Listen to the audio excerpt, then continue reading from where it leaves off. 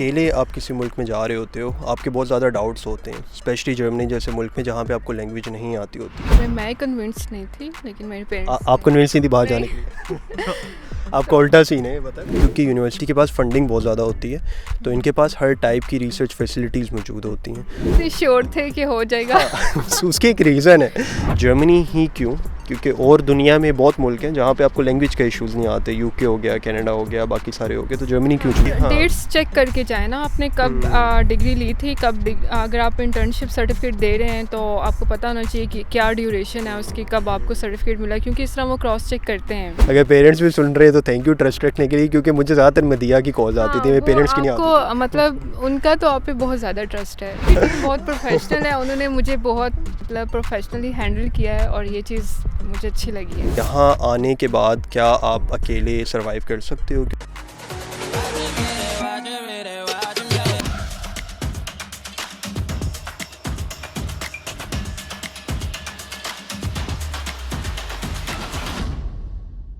जी अस्सलाम वालेकुम, welcome to another MR podcast. मेरे साथ है मदिया और इस टाइम हूँ मैं कोटबस की सिटी में। बड़ा ही एक तो इंटरेस्टिंग सब्जेक्ट पढ़ रही है। दूसरा इंटरेस्टिंग चीज़ ये है कि मदिया का जो एडमिशन वगैरह हुआ है वो भी हम डिस्कस करेंगे। कोटबस में हुआ है, क्या पढ़ रही हैं, यहाँ पे क्या कर रही हैं। अप्लाई जो था वो एक्सेस फ्यूचर यानी हमारे थ्रू किया था, उसका एक तो हम एक्सपीरियंस जानेंगे, दूसरा थोड़ा कोर्स का हम एक्सपीरियंस जानेंगे। पहली चीज़ तो ये सबसे मुश्किल काम मुझे लगता है लड़कियों के लिए, वो पेरेंट्स को कन्विंस करना होता है। दूसरा, जब अकेले आप किसी मुल्क में जा रहे होते हो, आपके बहुत ज़्यादा डाउट्स होते हैं, स्पेशली जर्मनी जैसे मुल्क में जहाँ पे आपको लैंग्वेज नहीं आती होती। था आपको ऐसा फैक्टर कि यार पेरेंट्स को कन्विंस करना पड़ा कि किस तरह मनाऊं उन्हें कि अकेले मैं जा रही हूँ और आगे पढ़ना है? नहीं, मुझे लगता है कि मेरा केस डिफरेंट था, उसमें मैं कन्विंस नहीं थी, लेकिन मेरे पेरेंट्स आप कन्विंस नहीं थी बाहर जाने के लिए? आपका उल्टा सीन है, बता। हाँ। पेरेंट्स का क्या था ये? बड़ा एक तो अगर पेरेंट्स मुझे सुन रहे हैं तो बड़ी मैं उन्हें अप्रिशिएट करूँगा कि मोस्ट ऑफ़ द पेरेंट्स सोचते हैं कि यार बच्चों को कन्विंस करना पड़ रहा होता है पेरेंट्स को कि हमें जाने दें, लेकिन अगर आप मोटिवेट करें अपने बच्चे को खुद आगे पढ़ने के लिए तो मेरा ख्याल है बड़े एक पेरेंट्स को भी अप्रिशिएट करना चाहिए विज़न कि आपको बाहर जाके क्यों पढ़ना चाहिए और आप क्यों घबरा रही थी कि यार नहीं हो पाएगा। पेरेंट्स को लग रहा था कि वहाँ पे मुझे एक्सपोजर मिलेगा, मैं लर्न करूँगी, वहाँ पे स्टडीज़ अच्छे हैं, मतलब उनका इंटरेस्ट है कि मैं अच्छा पढूँ और अच्छी जगह पे रहूँ। मैं क्यों घबरा रही थी, क्योंकि ये मेरा सेकंड मास्टर्स है, तो मुझे लगा कि शायद इसकी ज़रूरत नहीं है, इसलिए शायद एक बार मास्टर्स कर लिया और दूसरी बार क्या ज़रूरत है। ये सवाल मेरा भी था। तो पहले बता दें क्या एजुकेशन थी आपकी, पाकिस्तान से क्या क्या किया था आपने? मैंने BS ऑनर्स किया था यूनिवर्सिटी ऑफ लाहौर से, और फिर मैंने MPhil किया कायद आज़म यूनिवर्सिटी से, इस्लामाबाद से। अच्छा, आप वैसे ओरिजिनली आप कहाँ से? गुजरात से। तो आप मतलब स्टूडेंट लाइफ में ही आप इधर उधर मूव कर गई थी लाहौर में, फिर आप हॉस्टल में रुकी थी? 6 इयर्स मैं हॉस्टल्स में रही हूँ। फिर तो आपको ऑलरेडी एक्सपीरियंस होगा ये अकेले थोड़ा रहने का और सारा कुछ। हाँ, वो बिल्कुल न्यू नहीं है कि मैं अकेली रह रही हूँ यहाँ पे।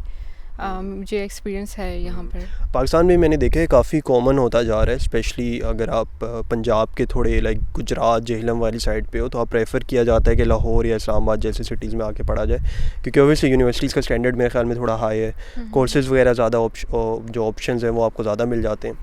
तो आई थिंक वो एक ना शुरू से ही आपको प्रैक्टिस हो जाती है, क्योंकि मेरा ये सीन था, मैं इस्लामाबाद से ही था तो इस्लामाबाद की यूनिवर्सिटी में एडमिशन हो गया, वहीं पे पढ़ा, तो कुछ हमें वो फीलिंग नहीं आई हॉस्टल में रहने वाली, ना हम रहे थे।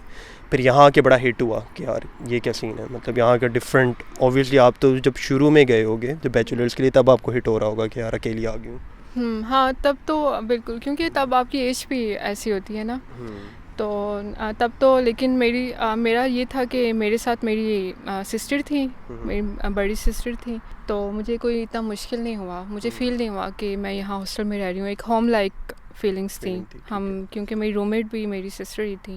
सही। अब यहाँ पर सेकंड मास्टर का जो सवाल किया था, किस तरह कन्विंस किया कि यार चलो एक बार मास्टर्स हो गया, सेकंड मास्टर्स करते हैं? मैंने खुद को कन्विंस किया कि चलें, वहाँ पे रिसर्च अच्छी है, रिसर्च में मेरा इंटरेस्ट था, मैं रिसर्च सीखना चाह रही थी, तो इसलिए जब पेरेंट्स भी वो भी खुश थे कि मैं वहाँ जाऊँ और पढूँ, तो फिर मैंने भी अपना माइंड बना लिया कि मुझे जाना चाहिए। आपको लग रहा है क्या सही फैसला था? हाँ, बिल्कुल सही फैसला था। यहाँ पे हम बहुत कुछ सीख रहे हैं। क्या डिफरेंस लग रहा है पाकिस्तान के मास्टर्स में और यहाँ वाले मास्टर्स में? यहाँ पे आपको मतलब लैब्स का एक डिफरेंस है ना, बाकी तो ठीक है, पाकिस्तान में भी अच्छा पढ़ाते हैं, लेकिन आपको रिसर्च का प्रैक्टिकल्स लैब्स ये एक्सपीरियंस एक्सपोजर ज़्यादा मिलेगा यहाँ पर। हमने एक और वीडियो में भी डिस्कस किया था कि यहाँ पे क्योंकि यूनिवर्सिटी के पास फंडिंग बहुत ज़्यादा होती है तो इनके पास हर टाइप की रिसर्च फैसिलिटीज़ मौजूद होती हैं। तो रिसर्च के हवाले से जर्मनी एक तो फेमस है ही शुरू से, बट एक और चीज़ में जो फेमस है वो मुझे लगता है इंजीनियरिंग के सब्जेक्ट्स में ज़्यादा लोग मुतवज्जा होते हैं कि यार हम इंजीनियर्स हैं तो जर्मनी में इंजीनियरिंग जॉब्स की डिमांड ज़्यादा है और ज़्यादा इंजीनियर ही आते हैं। बट आपकी फ़ील्ड थोड़ी इंजीनियरिंग से हट के थी, बायोटेक्नोलॉजी की जो फील्ड है, तो जर्मनी ही क्यों? क्योंकि और दुनिया में बहुत मुल्क हैं जहाँ पे आपको लैंग्वेज के इश्यूज़ नहीं आते, यूके हो गया, कनाडा हो गया, बाकी सारे हो गए, तो जर्मनी क्यों चूज़ किया? जर्मनी इसलिए क्योंकि ये इकोनॉमिकल है, मोर economical then other countries.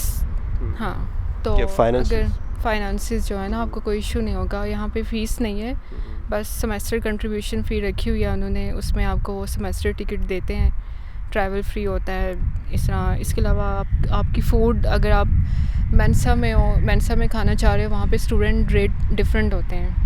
Students के लिए एक तो फैसिलिटीज़ काफ़ी हैं, दूसरा फ़ीस ना होने की वजह से ज़्यादा आपका फोकस पढ़ाई पे रहता है। दूसरे मुल्कों में मैंने देखा है, लाइक मेरे दोस्त कनाडा से भी हैं, ऑस्ट्रेलिया से भी हैं, क्योंकि उन्हें फ़ीस देनी पड़ती है तो उनका होता है कि यार हम पार्ट टाइम जॉब्स पे भी ज़्यादा फोकस करें ताकि हमारी फ़ीस निकले।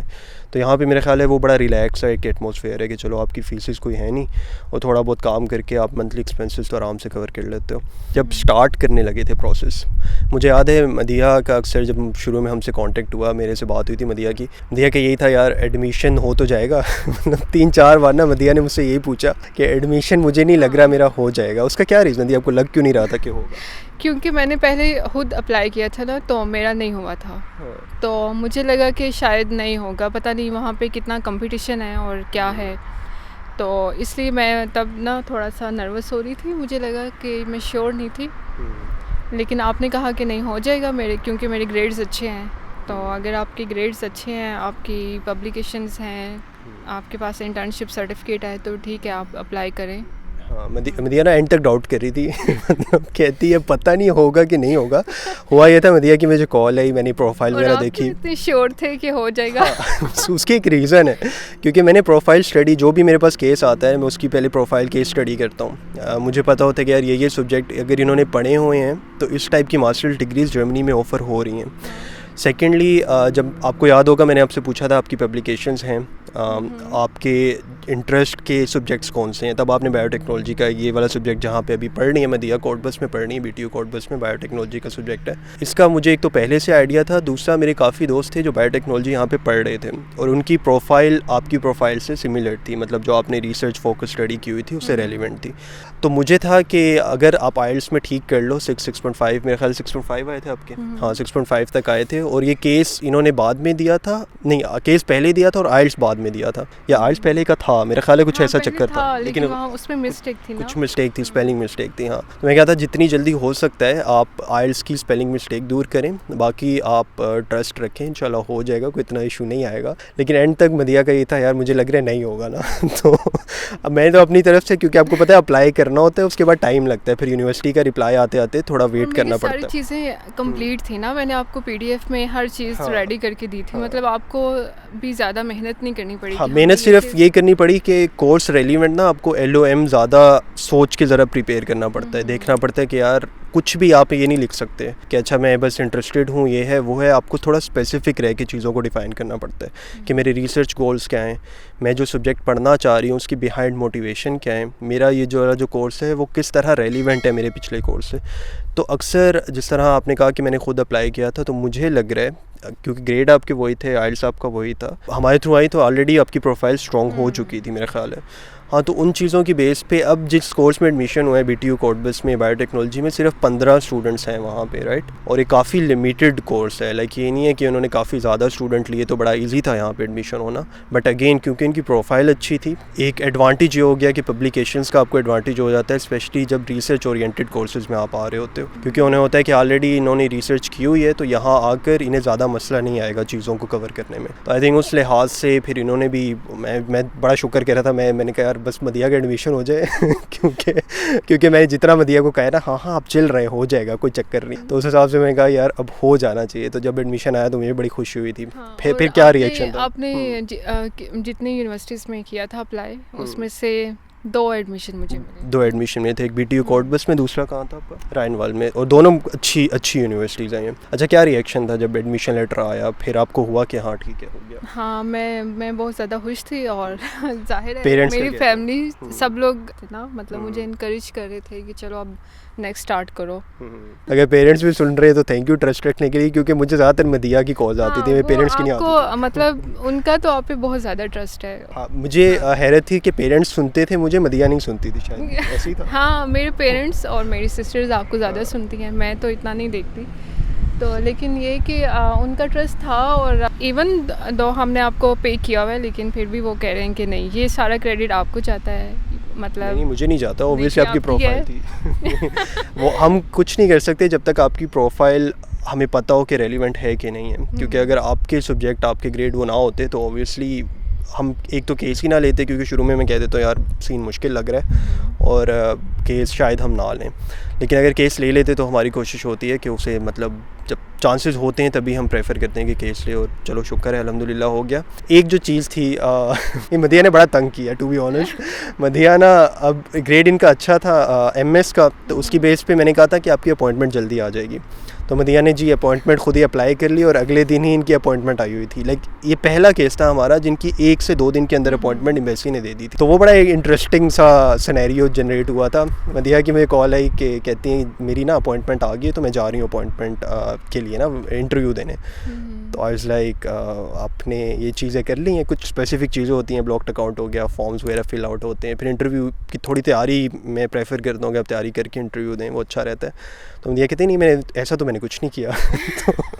तो क्या लाइक अगले दिन ही आप वीज़ा इंटरव्यू के लिए क्यों पहुंच गई थी जब कुछ भी रेडी नहीं था आपका? तो हाँ, बस कोई मसला नहीं है, क्योंकि मैं सिर्फ इस्लामाबाद पहुंची थी, मैं एम्बेसी नहीं गई थी। मुझे पता है कि मेरी तैयारी नहीं थी, लेकिन सब लोग कह रहे थे कि नहीं कोशिश करो, अगर तुम जा सकती हो तो ये मिस ना करो, क्योंकि हमें पता है कि यहाँ पे अपॉइंटमेंट्स बहुत लेट मिलती हैं ना, तो बस अच्छा, ये वाला क्रेडिट मैं लूँगा, क्योंकि मैंने मदिया को कहा था देखिए ये कैंसिल करा दें अपॉइंटमेंट, क्योंकि बुरा इंटरव्यू देने और इनकम्प्लीट डॉक्यूमेंट लेके जाने से बेहतर है कि आप कैंसिल करवाएं अपॉइंटमेंट, और दोबारा अगर एक इतनी जल्दी मिल गई है तो दूसरी भी आपको जल्दी मिल जाएगी। फिर मैंने छोड़ दिया था, मैंने कहा आप जो करना है मदिया आप करें। लेकिन मेरी नज़र में ये ज़्यादा बेहतर है, क्योंकि आपके ना ब्लॉक अकाउंट था, ना फॉर्म फिलिंग थे, ना इंटरव्यू के कोई सवाल तैयार थे। तो वीज़ा वालों ने कहना था भाई आप एक तो बताएं एडमिशन कैसे हुआ है, दूसरा ये कि आप वीज़ा इंटरव्यू किस मतलब कहते हैं ना कि क्यों देने आई हैं जब आपकी एडमिशन पे उन्हें बड़ी गुस्सा चढ़ता है, स्पेशली एम्बेसी को, अगर आप उनके पास इनकम्प्लीट प्रोफाइल जाके रख देते हैं,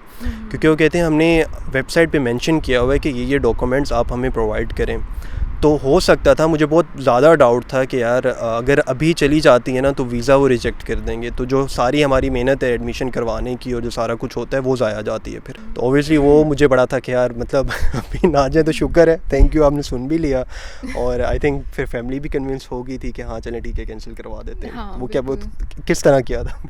क्या वो आपने बात की थी ना उनसे, मुझसे तो कन्विंस नहीं हो रहे थे। अच्छा, लेकिन फिर आपने हाँ आपकी सिस्टर से मेरी बात, क्योंकि वो समझ रहे थे कि मैं लेज़ी हो रही हूँ, मैं इसलिए तो वो कन्विंस नहीं हो रहे थे। लेकिन जब आपने उनको बताया कि नहीं ऐसा हो नहीं सकता, इसलिए वो कन्विंस हो गए। फिर वीज़ा इंटरव्यू शुक्र है जल्दी आ गई थी, दोबारा डेट प्लान हो गई थी, बट तब तक हम डॉक्यूमेंट प्रिपेयर करवा चुके थे। हमने कहा था ये ले जाएं। इंटरव्यू की वीज़ा की तैयारी भी करवाई थी मदिया से। हमारा जो इंटरव्यू है वो कोई मतलब हमारा एग्ज़ाम तो नहीं होता, इजी होता है, लेकिन फिर भी आपको प्रिपरेशन के साथ जाना चाहिए। आप जिधर भी जा रहे हैं ना, आपकी थोड़ा रेडी होना चाहिए कि ये सवाल वो पूछ सकते हैं। तो हमारा कोई 1 घंटे का सेशन हुआ था इंटरव्यू से 1-2 दिन पहले मेरा ख्याल है। उसमें कुछ सवाल थे जो हमने डिस्कस किए थे कि ये पूछ सकते हैं, किस तरह जवाब देना है। सवाल नॉर्मली सेम रहेंगे, लेकिन आप लोगों के जो बयान करने का तरीका होता है वो मेरे ख्याल में डिफ़ाइन करता है कि वो वीज़ा देंगे कि नहीं देंगे। क्योंकि अगर तो आप कुछ इधर उधर का बोल देते हो तो उन्हें उसी बात को वो लोग पकड़ लेते हैं कि अच्छा आपने तो ये कहा था, फिर वो क्रॉस चेकिंग करते हैं कि अच्छा आपने ये कहा था, फिर और डिफरेंट तरह से सवाल आते हैं। तो एक ट्रिक जो होती है कि जो आपने शुरू में कहा है एंड तक उस पर कायम रहो। अगर आप ये होगे ना अच्छा शुरू में कुछ कह दिया है, फिर एंड में या बीच में कुछ बोल रहे हो, एंड में कुछ बोल रहे हो, कहेगा यार इसका कोई और ही चक्कर है, कोई सीन नहीं, इसका वीज़ा रिजेक्ट करो। तो ये बड़ा इंपॉर्टेंट होता है कि थोड़ी डेट्स चेक करके जाए ना, आपने कब डिग्री ली थी, कब अगर आप इंटर्नशिप सर्टिफिकेट दे रहे हैं तो आपको पता होना चाहिए कि क्या ड्यूरेशन है उसकी, कब आपको सर्टिफिकेट मिला, क्योंकि इस तरह वो क्रॉस चेक करते हैं। हाँ बिल्कुल, क्रॉस चेकिंग वो कर रहे होते हैं। और जिस कोर्स में आप आ रहे हो उसके बारे में लाजमी पढ़ो, क्योंकि उसका हाँ, पूछते थोड़ा हैं। प्रिसाइज रह के आंसर करें ना, क्योंकि वो वहाँ टाइप कर रहे होते हैं, वहाँ उन्होंने लिखना होता है, आप उनको टू द पॉइंट आंसर दें। हाँ, अगर लंबी लंबी स्टोरियाँ सुनाओगे वो कहेंगे यार क्या हाँ, क्या उन्हें चक्कर समझ है। नहीं आएगी यहाँ लिखे क्या। हाँ क्या लिखना है। हाँ, इंटरव्यू हुआ तकरीबन 1 महीने के अंदर अंदर वीज़ा आ गया था आपका। हाँ तकरीबन विद इन अ मंथ फिर वीज़ा आ गया था। अच्छा, फिर एक और चीज़, जिस तरह मैंने बताया मदिया ने बड़ा तंग किया है।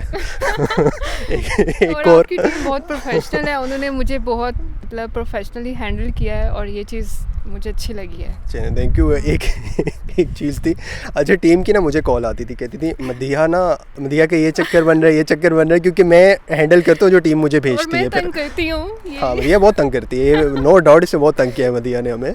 बट अगेन एक जो आखिरी, अब हमने कहा चलो एडमिशन हो गया, वीज़ा हो गया, सब हो गया, अब तो चिल सीन है। बट वो एक और थोड़ा सा ट्विस्ट था कहानी में। अब मदिया क्योंकि एकोमोडेशन भी हमारे थ्रू करवा रही थी, यहाँ पे नॉर्मली होता है स्टूडेंट का कि यहाँ पे आते हैं, एक तो स्कैम्स का बड़ा चक्कर होता है कि हाउसिंग यहाँ पे दिखाए होते हैं उन्होंने, और एक्चुअल में जब आप आते हो तो एग्जिस्ट नहीं करते यहाँ पे। तो कुछ लोग हमारे थ्रू ही फिर कहते हैं एकोमोडेशन वगैरह अरेंज करें, मदिया भी उनमें से थी। तो खैर मदिया अब ना एयरपोर्ट पहुँच के फ्रैंकफर्ट पे शी वाज लाइक मैं पहुँच गई हूँ।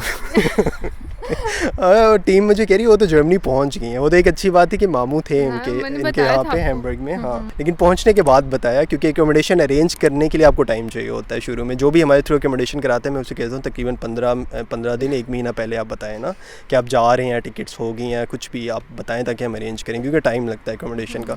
तो मदिया पहुँच गई। मुझे टीम का है मदिया तो पहुँच गई है वहाँ पर। मैंने कहा अच्छा कोटबस कब जा रही हैं? शुरू में हैम्बर्ग आई थी मामू के पास, फिर आना था इन्होंने कोटबस। तो कहती है अच्छा मैं तो संडे को जा रही हूँ, मेरे ख्याल 2 दिन बाद ही, 1-2 दिन रुकी थी। हाँ 1-2 दिन रुकी। मैंने कहा संडे को मैं आई थी, फ्राइडे को आई थी, और फिर मैं संडे को यहाँ पे कोटबस।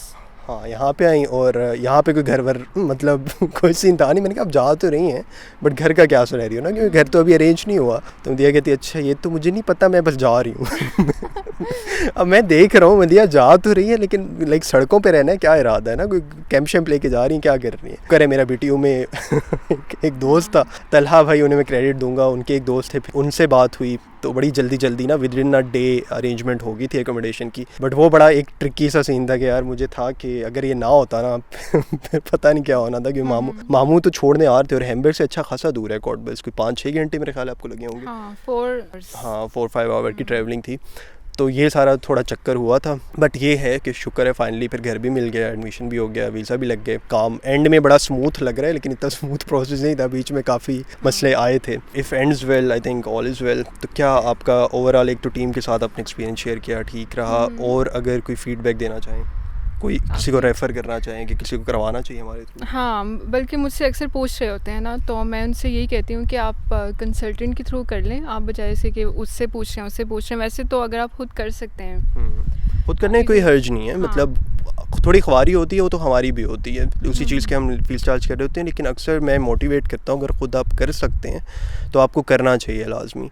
प्रोफेशनली थोड़ा ये होता है कि जो मसले आने होते हैं थोड़े दूर में, वो हमें पहले ही पता होता है कि यार ये मसले आ सकते हैं। जिस तरह आपका वीज़ा के इंटरव्यू की अपॉइंटमेंट आई थी, तो बहुत छोटी छोटी चीज़ें होती हैं जिससे खुदा ना खास्ता इतना बड़ा चांस कोई मिस ना कर दे, तो अक्सर लोग प्रोफेशनली फिर अडॉप्ट करते हैं मेथड। तो आप इस तरह से हेल्प ले लें, आपका मतलब थोड़ा टाइम सेव हो जाएगा। आपको एक तो बहुत सारे लोगों से पूछना नहीं पड़ेगा आपको, क्योंकि इन्फॉर्मेशन बहुत स्प्रेड आउट हुई होती है, कोई कुछ कह रहा होता है, कोई कुछ कह रहा होता है। चले हमारा भी एक्सपीरियंस मदिया के साथ अच्छा रहा, स्पेशली जब यहाँ पे आ जाते हो आप, तो बड़ी खुशी होती है कि चलो किसी की हेल्प आउट होगी, और यहाँ पे आके एक तो कांटेक्ट में रहते हैं लोग, ये बड़ी अच्छी बात है। जिस तरह मैं कोटबस आया था तो मदिया वाज लाइक अच्छा कोटबस में ही है, मैंने कहा चलो फिर कैंपस टूर करते हैं, उसकी भी वीडियो आएगी हमारी। कुछ अगर आप किसी को कोई मैसेज देना चाहें कि स्पेशली लड़कियों को, यहाँ आने के बाद क्या आप अकेले सरवाइव कर सकते हो? क्योंकि जो पेरेंट्स का डाउट है, ज़्यादातर यही डाउट है कि यार हम भेज तो दें बेटियों को, लेकिन क्या उनके लिए वहाँ पे सब कुछ अकेले मैनेज करना, सब कुछ अकेले करना क्या पॉसिबल होगा या नहीं होगा? तो क्या आपको लगता है? मुझे लगता है कि ये इतना मुश्किल नहीं है, आप रह सकते हो जैसे मैं आगे रह रही हूँ। अगर आपके पास पहले ही हॉस्टल में रहने का एक्सपीरियंस है तो फिर तो कोई मुश्किल नहीं है, लेकिन अगर नहीं है तो शायद होता हो इसके लिए। लेकिन मेरे केस में तो नहीं है, मैं आसानी से हैंडल कर सकती हूँ। बल्कि इसका मुझे एक्सपोजर भी मिल रहा है कि मैंने हर चीज़ करनी है, मैनेजमेंट अच्छी होगी आपकी, इस तरीके से आए ज़रूर। यहाँ पे हर कोई अपने काम से काम रखता है, यहाँ पे कोई इंटरफेयर नहीं करता। तो और यहाँ सेफ्टी भी फील होती है हाँ कि सेफ्टी भी है, यहाँ पे कोई मुश्किल नहीं है। कि एक लर्निंग कर्व होता है जब भी बंदा यहाँ पे आता है, तो हर दिन कुछ ना कुछ डिफरेंट सीख रहा होता है, तो वो टाइम के साथ साथ ओबियसली फिर ग्रो भी करते हो। और जो एक्सपोजर की बात की वो बहुत की फैक्टर है यहाँ पर आने का, क्योंकि आपको अनलिमिटेड एक्सपोजर मिल रहा है ट्रैवलिंग के थ्रू, स्टडीज़ के थ्रू, डिफरेंट लोगों के मिलने के थ्रू। तो आई थिंक ये बहुत फ़ायदेमंद चीज़ है और बड़ा एक मौका होता है जो बड़े कम लोगों को मिलता है, स्पेशली अगर आप लकी वन हो जिनके पेरेंट्स सपोर्ट कर रहे हैं जिस तरह आपके पेरेंट्स ने किया। तो आई थिंक हमें भी आके फिर एक तो पढ़ाई पे फोकस करना चाहिए, दूसरे अपने गोल सेट करने चाहिए, जो टारगेट हम लेके आए हैं वो अचीव करना चाहिए, ताकि जो पेरेंट्स हमसे उम्मीदें लगाते हैं उनकी हम उम्मीदें पूरे करने वाले हों। ठीक है, मदिया बड़े शर्मा रही थी, कहती मैं कैसे बोलूँगी कैमरे के आगे, मेरी बहनें मुझे सुनाएंगी, तो अगर आप देखें तो ना सुनाइएगा, बड़ा अच्छा बोलिए मदिया। तो इंशाल्लाह आपको नेक्स्ट पॉडकास्ट में मिलते हैं, अपना ख्याल रखिएगा। अगर कुछ हमारी हेल्प चाहिए तो ईमेल कीजिएगा, नीचे ईमेल मेंशन होगी, कमेंट्स में भी शुरू में भी चल रही होती है, वहाँ पे अपने डॉक्यूमेंट सेंड कीजिए, एवेल्यूएट करके हम आपको बता देंगे कि क्या सिनेरियो है। ट्रस्ट रखिएगा। अगर ले लिया है तो कुछ ना कुछ हम कोशिश करेंगे इंशाल्लाह उस पर। ठीक है जी, okay, thank you so much. अल्लाह हाफ़िज़।